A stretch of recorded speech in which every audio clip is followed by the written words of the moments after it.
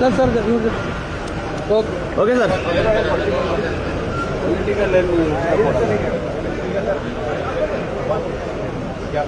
ಬಿಜಾಪುರದಲ್ಲಿ ನಮ್ಮ ಮಾಜಿ ಶಾಸಕರು ರಾಜು ಹಲ್ಗೂರ್ ಅವರ ಮಗಳ ಮದುವೆ ಇದೆ, ಅದಕ್ಕೆ ಹೋಗ್ತಾ ಇದ್ದೇನೆ.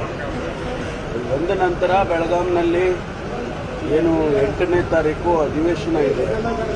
ಆ ಅಧಿವೇಶನಕ್ಕೆ ನಮ್ಮ ಪೊಲೀಸ್ ಇಲಾಖೆ ವತಿಯಿಂದ ಏನೆಲ್ಲ ತಯಾರಿ ಮಾಡ್ಕೋಬೇಕು ಅದನ್ನು ರಿವ್ಯೂ ಮಾಡೋದಕ್ಕೆ ಬಂದಿದ್ದೇನೆ.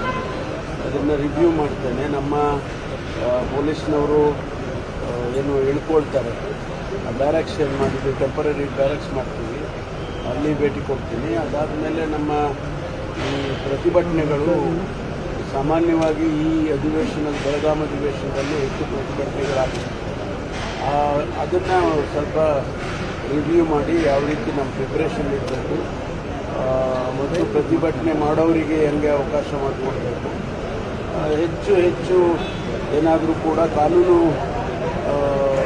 ದೃಷ್ಟಿಯಿಂದ ಏನಾದರೂ ತೊಂದರೆಗಳಾದರೆ ಅದನ್ನು ಯಾವ ರೀತಿ ನಿಭಾಯಿಸಬೇಕು ಅಂತ ಈ ಕೆಲವು ವಿಷಯಗಳಲ್ಲಿ ಮಾತಾಡ್ಕೊಂಡು ನಿನ್ನೆ ರಾಜೇಂದ್ರ ಅವರು ಬಹಿರಂಗವಾಗಿ ನಾವು ಸಿದ್ದರಾಮಯ್ಯ ಬದಲಾವಣೆ ಮಾಡೋದಾದ್ರೆ ತಕ್ಷಣಕ್ಕೆ ಪಂಚಾಯತ್ ಬಹಿರಂಗವಾಗಿ ಡಿಮ್ಯಾಂಡ್ ಕ್ಲೇಮ್ ಮಾಡಿದ್ದಾರೆ. ಅವ್ರಿಗೆ ಬೆಂಬಲ ಇದೆ ಸರ್.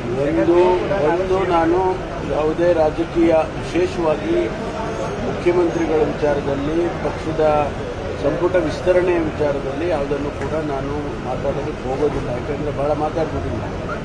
ಅದನ್ನು ಥ್ಯಾಂಕ್ ಯು. ಮಧ್ಯಾಹ್ನ ಬಂದ